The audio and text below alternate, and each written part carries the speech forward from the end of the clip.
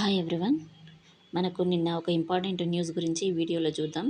మన తెలంగాణ స్టేట్లో ఉన్నటువంటి నిరుద్యోగులందరికీ కూడా 3,00,000 చొప్పున ఆర్థిక సహాయం అందించనున్నట్లు కొత్తగా మనకు రాజీవ్ యువ వికాస్ పథకాన్ని ప్రవేశపెట్టనున్నట్టు బట్టి విక్రమార్క గారు మీడియా సందర్భంగా తెలియజేశారు.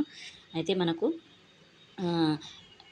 మనకు ఏ క్యాస్ట్ వారికి ఎస్సీ, ఎస్టీ, బీసీ, మైనారిటీ వాళ్ళందరికీ కూడా ఈ పథకం అయితే వర్తిస్తుంది. అదేవిధంగా 6,000 కోట్ల బడ్జెట్‌తో ఈ పథకాన్ని అయితే ప్రారంభించనున్నారు.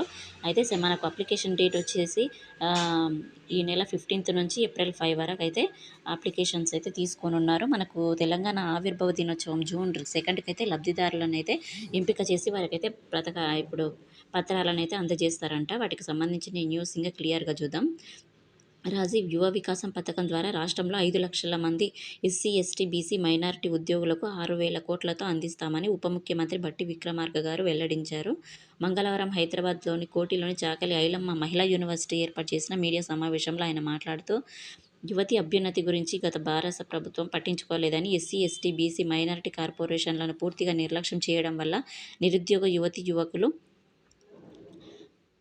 స్వయం ఉపాధి పథకాలు అందక ఇబ్బంది పడ్డారు. ప్రజా సంక్షేమమే లక్ష్యంగా రాజీవ్ యువ వికాస్ పథకాన్ని ప్రారంభిస్తున్నట్లుగా వారైతే మీడియా సందర్భంగా తెలియజేశారు. అదేవిధంగా ఒక్కో లబ్ధిదారుడికి గరిష్టంగా 3,00,000 వరకు అయితే ఆర్థిక సహాయం అందించనున్నారంట. మరి ఈ నెల 15 నుంచి నోటిఫికేషన్ విడుదల చేస్తే మనకు అప్లికేషన్ డేట్ వచ్చేసి మనకు వచ్చే నెల 5 తారీఖు వరకు అయితే అప్లై చేసుకోవచ్చు.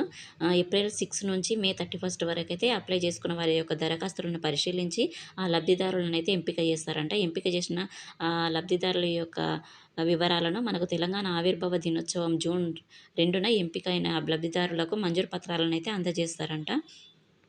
వాటికి సంబంధించిన డీటెయిల్స్ అయితే ఆ నోటిఫికేషన్ వచ్చినప్పుడు నేను ఇంటిమేషన్ చేస్తాను. ఖచ్చితంగా అందరూ అప్లై చేసుకోండి. ఎందుకంటే 5,00,000 మెంబర్స్ దాకా ఈ పథకాన్ని అయితే ఆర్థిక సహాయం అయితే అందజేయనున్నారంట.